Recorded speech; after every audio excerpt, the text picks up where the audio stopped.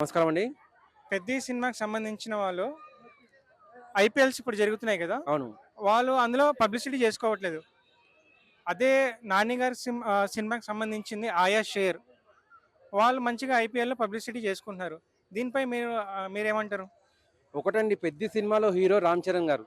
'రామ్ చరణ్' గారు world wide hero ఆయన. ఆయనకు ఇటువంటి పబ్లిసిటీలు అవసరం లేదు. ఆయన సినిమా రిలీజ్ అవుతుందంటే వరల్డ్‌లో ఉన్న తెలుగు ప్రేక్షకుడు అనేటోడు ఎప్పటినుంచో వెయిట్ చేస్తుంటాడు. ఎప్పుడు రిలీజ్ అవుతుంది? ఎప్పుడు రిలీజ్ అవుతుంది? ఎప్పుడు రిలీజ్ అవుతుంది చెప్పి. 'నాని' గారు అనేది 'దసరా' మూవీ తోటి దేశ ప్రజలకు అనేది పరిచయం అయ్యారు. ఆయనది ఇంకా దేశ ప్రజలకు అనేది మొత్తం తెలీదు. ఆయనకు తెలియాలంటే ఇటువంటి ఐపీఎల్ అనేది ఈజీగా ఉపయోగపడుతుందని చెప్పి వాళ్ళు మేబీ ఇప్పుడు ఒకటి చూడండి, ఐపీఎల్‌లో మనం ఒక అడ్వర్టైజ్మెంట్ ఇవ్వాలంటే ఆ అడ్వర్టైజ్మెంట్ మనం కాంట్రాక్ట్ గెలవాలి. ఆ కాంట్రాక్ట్ లాంటిది ఏదైనా వీళ్ళు గెలిచి ఉండొచ్చు. వీళ్ళు గెలిచేసి వీళ్ళు ప్రచారం చేసుకుంటుండొచ్చు. మా పాటనే మీరు పెట్టండి అని చెప్పేసి. కాకపోతే వీళ్ళు ఏదైతే గెలుచుకున్నారో, వీళ్ళు గెలుచుకున్న అమౌంట్ ఎంతైతే పెట్టారో దానికంటే 10 రెట్లు వీళ్ళకు బ్యాకప్ వచ్చిందంటే పబ్లిసిటీ అనేది ఈజీగా వచ్చేసిందండి దానికి. ఆయా షేర్ అనేది నిన్న ఎస్ఆర్హెచ్ ఓనర్ గారు కూడా ఆమె తన నోటి వెంట ఆయా షేర్ అని చెప్పి తన వాయిస్ని కలిపింది.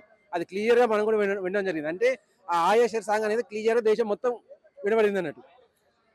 అటు ఇటు ఏది ఆలోచించినా కూడా పెద్ద సినిమాకి ఏదైతే పబ్లిసిటీ ఉందో ఆ పబ్లిసిటీ అనేది ఇటు ప్యారేజ్ మూవీ కూడా ఈ ఐపీఎల్ ద్వారా వచ్చిందని చెప్పి మనకు క్లియర్ అర్థమవుతుంది.